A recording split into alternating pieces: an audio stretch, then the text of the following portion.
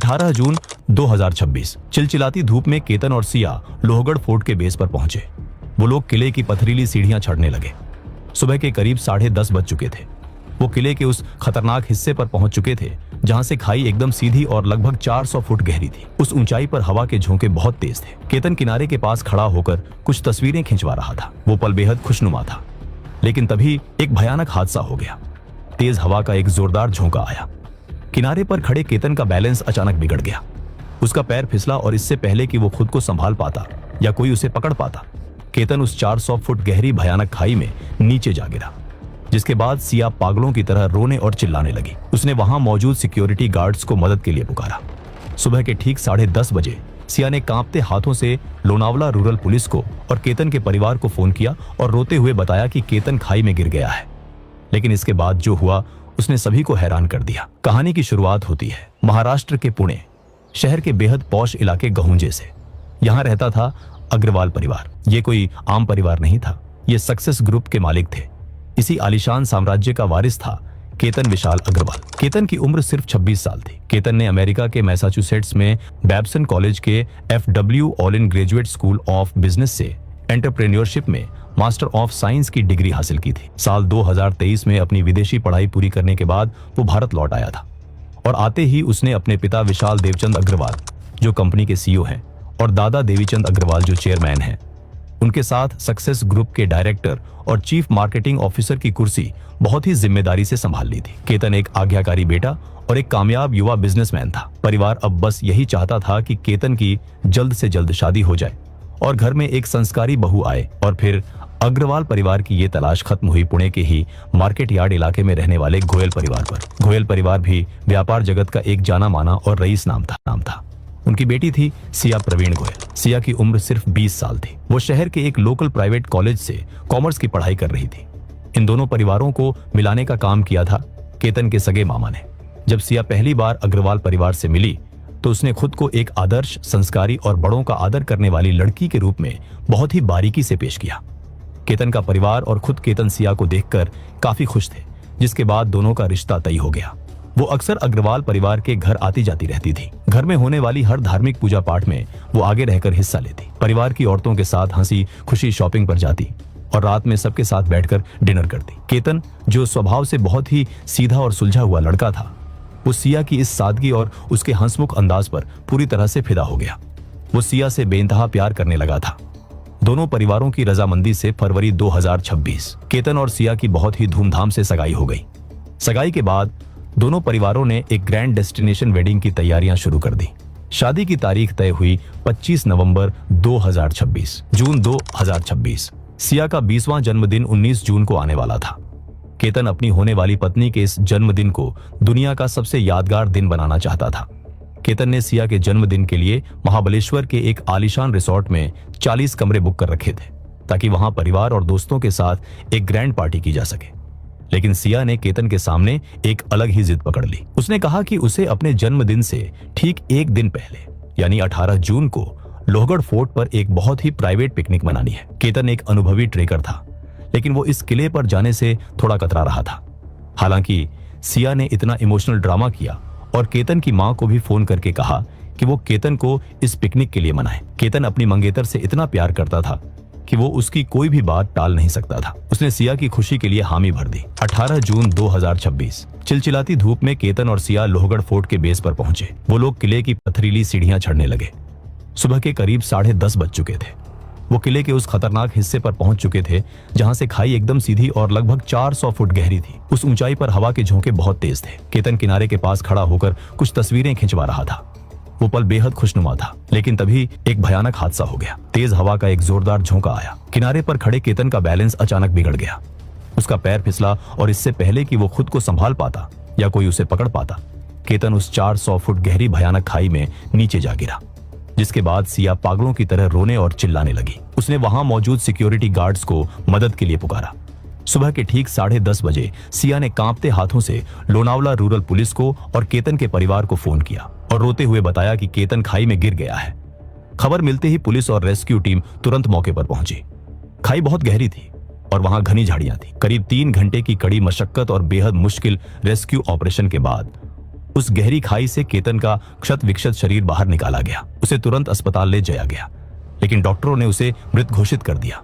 जवान बेटे की लाश देखकर अग्रवाल परिवार पर मानो दुखों का पहाड़ टूट पड़ा।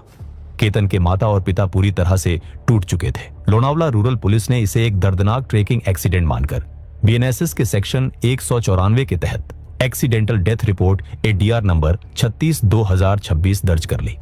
कानूनी प्रक्रिया पूरी होने के बाद केतन का शरीर परिवार को अंतिम संस्कार के लिए सौंप दिया गया। हर किसी की आंख नम थी। सिया का रो रोकर बुरा हाल था। जिस लड़की की कुछ ही महीनों में ढोली उठने वाली थी, आज उसके सामने उसके प्यार की चिता जल रही थी। इसके बाद सिया ने अपने पब्लिक इंस्टाग्राम अकाउंट पर एक बेहद इमोशनल ट्रिब्यूट पोस्ट किया। इस पोस्ट में वो और केतन एक साथ मुस्कुराते हुए डांस कर रहे थे। बैकग्राउंड में एक बहुत ही दर्द भरा गाना बज रहा था और उसने कैप्शन में लिखा था, मेरे दिल को पता है कि तू यही है, वापस आजा। तुमने मुझे मेरे जन्मदिन पर छोड़ दिया। तुम तब चले गए जब हम शादी के इतने करीब थे। मुझे अब भी समझ नहीं आ रहा तुमने मेरे साथ ऐसा क्यों किया। मेरे पास इतने सारे सपने थे, इतने सारे सवाल थे जिनका जवाब मुझे कभी नहीं मिलेगा। जब मैं तुमसे इतना प्यार करती थी तो तुम मुझे छोड़कर क्यों चले गए। Rest in peace. ये पोस्ट देखकर दुनिया पिघल गई। सभी लोग सिया के लिए हमदर्दी दिखा रहे थे, लेकिन केतन के पिता विशाल अग्रवाल को कहीं ना कहीं कहानी में कुछ गड़बड़ लग रही थी। विशाल अग्रवाल जब अपने बेटे के अंतिम संस्कार के दौरान सिया के चेहरे को गौर से देख रहे थे तो उन्हें कुछ बहुत अजीब और परेशान करने वाला लगा।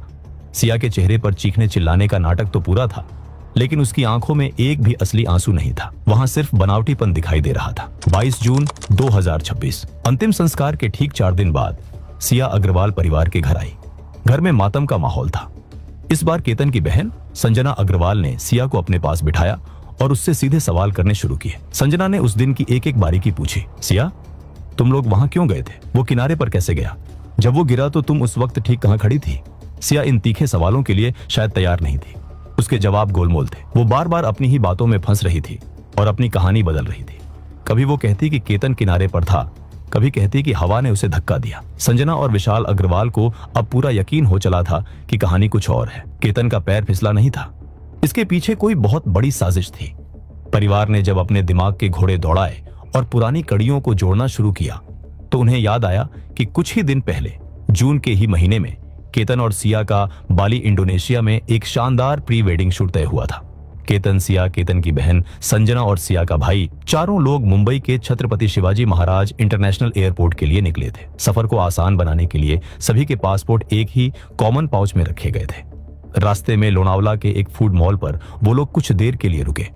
तभी सिया अचानक ये बोलकर अकेले कार की तरफ गई कि वो अपना मोबाइल फोन कार में भूल गई है। जब वो लोग मुंबई एयरपोर्ट पहुंचे तो एक बेहद अजीब चीज हुई।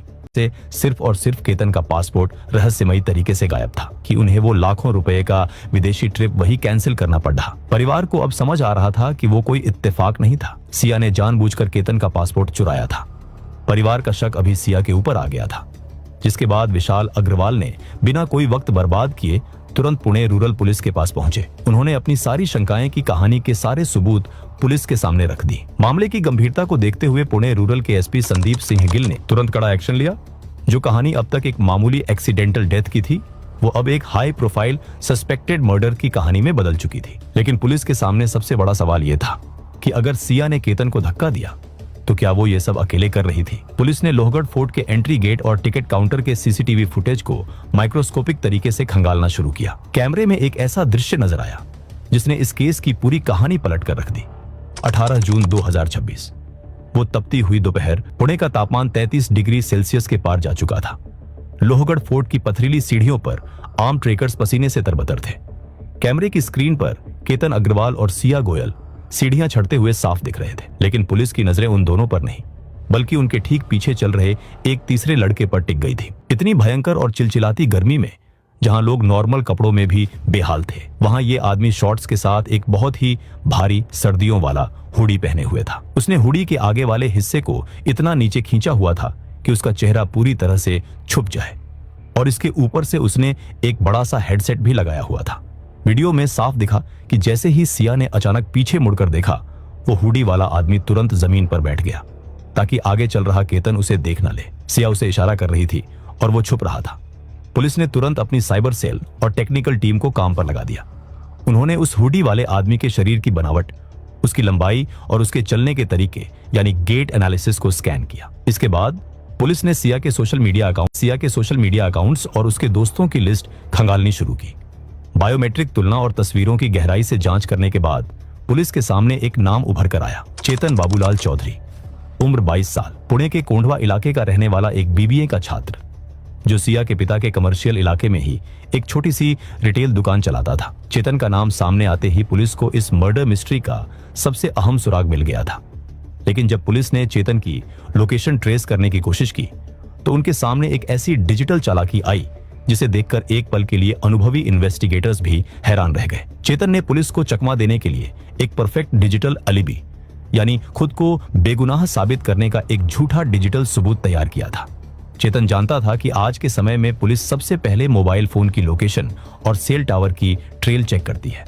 इसलिए उसने एक बहुत ही शातिर मास्टर प्लान बनाया था जिसके 4 हिस्से थे। पहला, डिवाइस डिसोसिएशन। चेतन ने मर्डर वाले दिन अपना असली मोबाइल फोन लोहगढ़ फोर्ट ले जाने के बजाय अपनी कोंढवा वाली दुकान पर ही छोड़ दिया था, ताकि अगर पुलिस बाद में कॉल डिटेल रिकॉर्ड या टावर लोकेशन निकाले तो चेतन की लोकेशन फोर्ट से किलोमीटर दूर उसकी दुकान पर मिले।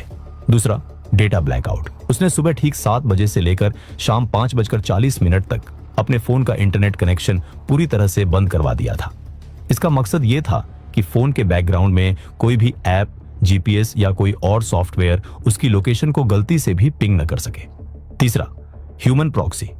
चेतन ने अपनी दुकान के कर्मचारियों को सख्त हिदायत दी थी कि उसके नंबर पर जो भी फोन आए उसे वो लोग रिसीव करें। जब पुलिस ने उन लोगों को खोज निकाला जिन्होंने 18 जून को चेतन को फोन किया था, तो उन सब ने यही बताया कि फोन चेतन ने नहीं बल्कि उसके दुकान के लड़कों ने उठाया था। इससे एक ऐसा ऑडियो सबूत बन गया कि चेतन तो दिन भर अपनी दुकान पर व्यस्त था। चौथा और सबसे खतरनाक हिस्सा, कोवर्ट कम्युनिकेशन। सिया से फोर्ट में बात करने के लिए चेतन ने अपने एक कर्मचारी का दूसरा मोबाइल लिया था। वो एक 2 व्हीलर से अलग से लोहगढ़ पहुंचा था और उसी दूसरे फोन के जरिए एनक्रिप्टेड व्हाट्सएप मैसेजिंग से सिया के साथ लगातार संपर्क में था। चेतन ने अपनी तरफ से कोई कसर नहीं छोड़ी थी, लेकिन पुणे रूरल पुलिस के एसपी संदीप सिंह गिल और लोकल क्राइम ब्रांच की टीम इस डिजिटल चक्रव्यूह को तोड़ना जानती थी। पुलिस ने हिस्टोरिकल कॉल डिटेल रिकॉर्ड्स निकाले। उन्होंने सिर्फ 18 जून का डेटा नहीं निकाला, बल्कि पिछले 6 महीने का पूरा चिट्ठा खोल दिया। 1 जनवरी 2026 से लेकर हत्या वाले दिन यानी 18 जून 2026 के बीच मात्र 170 दिनों के अंदर सिया और चेतन के बीच 1 या 2 नहीं बल्कि पूरे 2004 फोन कॉल्स हुए थे। जब पुलिस ने इन कॉल्स का समय जोड़ा तो वो कुल 238 घंटे का कम्युनिकेशन निकला।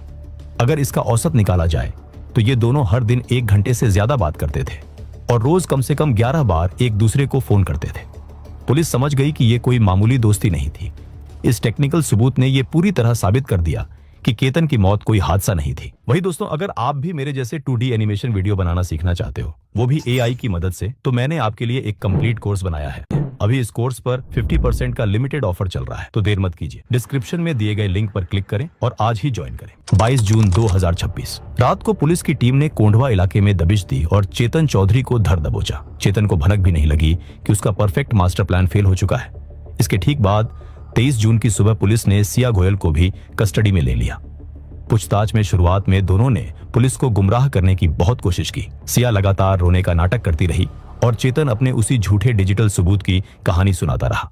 लेकिन जब पुलिस ने अपना खौफनाक तरीका अपनाया, जब उनके सामने वो सीसीटीवी फुटेज चलाई गई जिसमें चेतन हुडी पहने छुपता हुआ दिख रहा था, और जब टेबल पर 2004 कॉल्स की वो लंबी चौड़ी रिपोर्ट पटकी गई, तो दोनों के हौसले पस्त हो गए और दोनों ने अपना जुर्म कबूल कर लिया। सिया ने बात करते हुए कहा कि दरअसल 2025 से सिया और चेतन एक दूसरे को लगभग 1 साल से जानते थे और दोनों एक दूसरे से प्यार करते थे। लेकिन फिर 2026 में सिया के परिवार वालों ने केतन के साथ सिया का रिश्ता तय कर दिया। सिया इस रिश्ते से खुश नहीं थी क्योंकि वो चेतन से प्यार करती थी। सिया ने आगे बात करते हुए कहा कि 31 मई को चेतन और सिया ने प्लान बनाया कि वो केतन को रास्ते से ही हटा देंगे, उसे खाई में फेंककर ऐसा दिखाएंगे कि वो गलती से गिरकर मर गया, जिससे उन पर शक भी नहीं आएगा। 14 जून 2026 मौत से ठीक 4 दिन पहले की बात। सिया ने उस दिन भी बहुत ज्यादा जिद करके केतन को उसी लोहगढ़ फोर्ट पर बुलाया था। वो दोनों ठीक उसी खतरनाक खाई के किनारे खड़े थे। तभी अचानक सिया ने केतन को पीछे से जोरदार धक्का दे दिया था। लेकिन उस दिन केतन की किस्मत अच्छी थी। उसने तुरंत अपने बचाव में किनारे पर मौजूद झाड़ियों को कसकर पकड़ लिया और उसकी जान बाल बाल बच गई। जब डरे हुए केतन ने सिया से पूछा कि उसने उसे धक्का क्यों दिया, तो सिया ने झूठी कहानी गढ़ दी। उसने जोर से चिल्लाकर कहा कि तुम्हारे पैरों के पास एक बहुत ही जहरीला सांप आ गया था और उसे सांप के डसने से बचाने के लिए ही उसने अचानक वो धक्का दिया था। प्यार में डूबा केतन ने सिया की इस सांप वाली कहानी पर आंख बंद करके यकीन कर लिया था। वो सिया को अपनी जान बचाने वाली समझने लगा था। ये प्लान फ्लॉप होने के बाद चेतन और सिया ने वापस फैसला किया कि वो एक और बार उसे मारने की कोशिश करेंगे, और इस बार उनका प्लान था कि चेतन भी उसके साथ चुपके से उनके पीछे आएगा ताकि केतन के बचने का कोई चांस ही न बचे। उन्होंने तय किया कि 18 जून को वो फिर से कोशिश करेंगे। 18 जून 2026 केतन और सिया लोहगढ़ फोर्ट के बेस पर पहुंचे। वो किले की सीढ़ियां चढ़ने लगे। पीछे चेतन उनका पीछा कर रहा था। सुबह के करीब 10:30 बज चुके थे। वो किले के उस खतरनाक हिस्से पर पहुंच चुके थे जहां से खाई एकदम सीधी और 400 फुट गहरी थी। और तभी सिया और चेतन ने केतन को पीछे से जोरदार धक्का दिया। वो संभल नहीं पाया और सीधे उस 400 फुट गहरी भयानक खाई में जा गिरा, जिसके चलते केतन की मौत हो गई। सिया और चेतन ने अपना गुनाह तो मान लिया था, लेकिन पूछताछ में पुलिस ने सिया से पूछा, अगर तुम केतन से शादी ही नहीं करना चाहती थी और चेतन चौधरी से इतना बेइंतहा प्यार करती थी, तो तुमने सीधे सीधे सगाई क्यों नहीं तोड़ दी? तुम चेतन के साथ भाग क्यों नहीं गई? एक बेकसूर इंसान की इतनी बेरहमी से हत्या करने की क्या जरूरत थी? जिस पर सिया ने बताया कि उसकी सगाई केतन से बहुत ही शाही अंदाज में हुई थी। शादी की तैयारियां अपने चरम पर थी। राजस्थान के खूबसूरत शहर उदयपुर में शादी के लिए पूरे 17 करोड़ रुपये का एक बेहद आलीशान हेरिटेज पैलेस बुक किया जा चुका था। मेहमानों को पुणे से राजस्थान ले जाने के लिए 2 प्राइवेट चार्टर विमानों का भी पूरा एडवांस पेमेंट हो चुका था। समाज के सबसे रईस और एलीट वर्ग में दोनों परिवारों का बहुत बड़ा नाम था।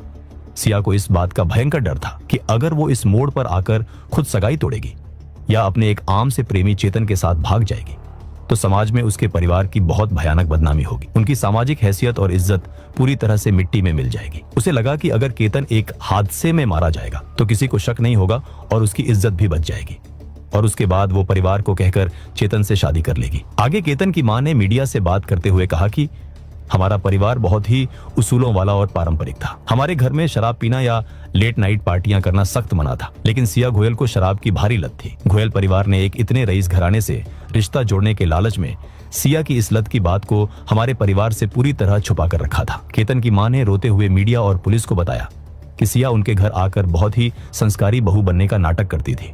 वो उनके साथ घर की हर पूजा पाठ में बैठती थी। उन्हें कभी सपने में भी शक नहीं हुआ कि ये लड़की अंदर से कितनी भयानक है। केतन की मां ने अब पुलिस से ये कड़ी मांग की है कि इस साजिश में सिर्फ सिया और चेतन ही नहीं, बल्कि पूरे गोयल परिवार को भी आरोपी बनाया जाए।